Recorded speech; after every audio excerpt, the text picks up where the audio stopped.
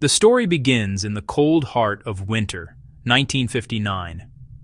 9 young people from the Ural Polytechnic Institute set out on an ambitious trek through the northern Ural Mountains. Their leader was Igor Dyatlov, a skilled and respected outdoorsman. They were a close-knit, experienced team, aiming for the highest mountaineering certification. Meticulous in planning, they documented everything in diaries and photographs, smiles, skis, and the stark beauty ahead. Snow and wind were constant companions, but they were equipped with warm clothes, skis, and a sturdy tent. Their plan was to reach Autor 10 and send a telegram announcing success. That telegram was never sent. Days passed. Concern grew.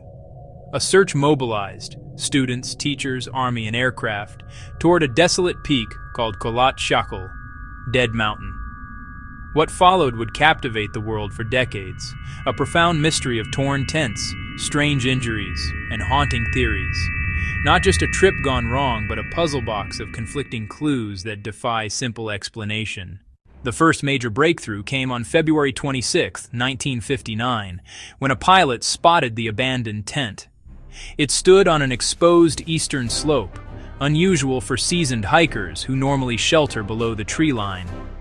The tent was partially collapsed, covered in snow, a lonely beacon in a vast expanse of white. On the ground, the rescue team found not answers, but deeper mystery. The tent had been sliced open from the inside.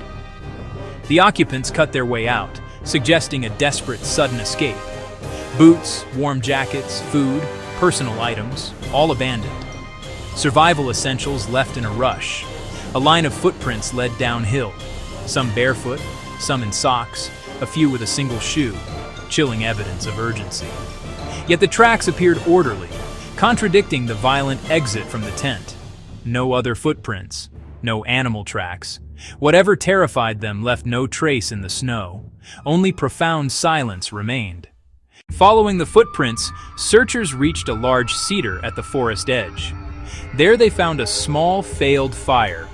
Nearby lay Yuri Krivonishenko and Yuri Doroshenko, stripped to their underwear. Branches were broken up to 5 meters high, as if they had tried to climb for warmth or a vantage point. They died of hypothermia. Between the cedar and the tent, searchers found Igor Dyatlov, Zinaida Kolmogorova, and Rustam Slobodin, likely trying to return. More dressed than the first two, but still inadequate for the brutal cold.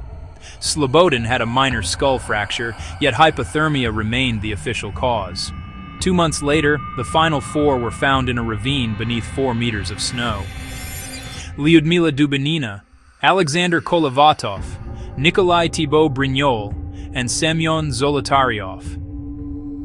They wore garments taken from fallen comrades, survivors for a time, with massive internal injuries and, in Dubinina's case, a missing tongue.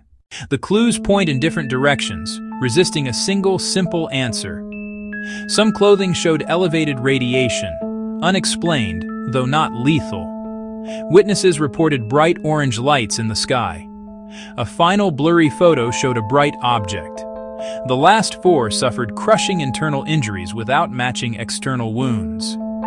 Dubinina's missing tongue may be explained by decomposition and scavengers in the ravine. Why slash the tent and flee barefoot, yet walk in an orderly line down the slope? 2 by the fire, 3 back toward the tent, 4 in the ravine, fear, confusion, and failing judgment in lethal cold. The psychology of that night, what they perceived and decided, remains the most elusive clue. Theory ladder, step 1, an act of nature. The classic explanation is an avalanche, a powerful flow of snow that can bury and crush in seconds. A slab may have broken above the tent, burying it or creating terrifying pressure and noise. That could explain the slashed exit and a hasty flight without boots or coats. It also fits crushing internal injuries without external trauma. But the original investigation noted a shallow slope, about 15 degrees, and no obvious debris or fracture line. Tracks remained visible, unlikely after a large avalanche. Modern research proposes a small, delayed slab avalanche triggered by their cut platform and katabatic winds. Hours of dense downhill wind added weight until a compact slab broke loose. Not a massive slide, but enough force and noise to crush, terrify, and make them flee into a deadly night. Theory ladder. Step 2. The human element. Attacked by others? No foreign footprints, no signs of struggle, no defensive wounds. Local Mansi involvement was ruled out. They are known to be peaceful, and the area wasn't sacred. Internal conflict? Diaries show no serious tensions in this close-knit team. Infrasound from wind vortices could induce anxiety or panic, possibly prompting flight from the tent. It may explain sudden, bizarre behavior, but not crushing injuries, radiation, or the lights. Panic doesn't break ribs or fracture skulls with car crash-like force.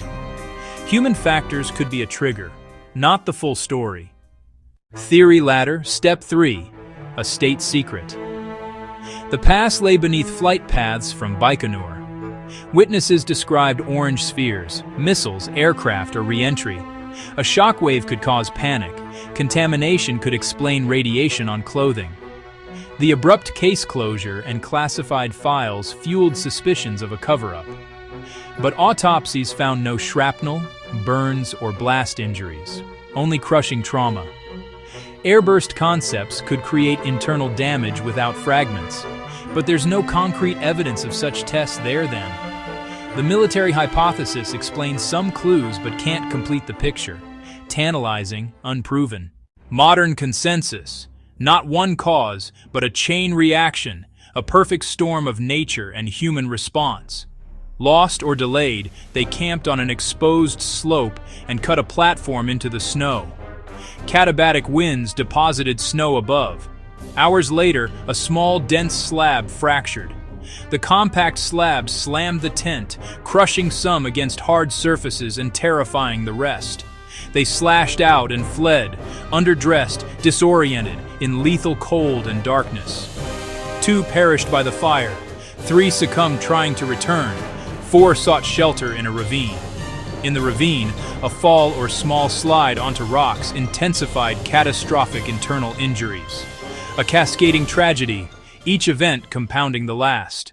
Even with the slab avalanche model, stubborn details remain. The exact combination of fractures is unusually severe. Dubinina's missing tongue likely had natural causes, yet it fuels speculation. The source of low-level radiation on some clothing is unresolved. Soviet-era secrecy created a vacuum filled by rumors and conspiracy. The final blurry photo, an accident in the dark, or a fleeting glimpse of doom. We may never know. Open the complete, unredacted files to independent international researchers for fresh review. Apply modern forensic techniques to preserved clothing and equipment. Refine site-specific weather and snow studies. Beyond mystery, this is a human story. Courage, tragedy, and the overwhelming power of nature. Open inquiry can bring us closer to the truth.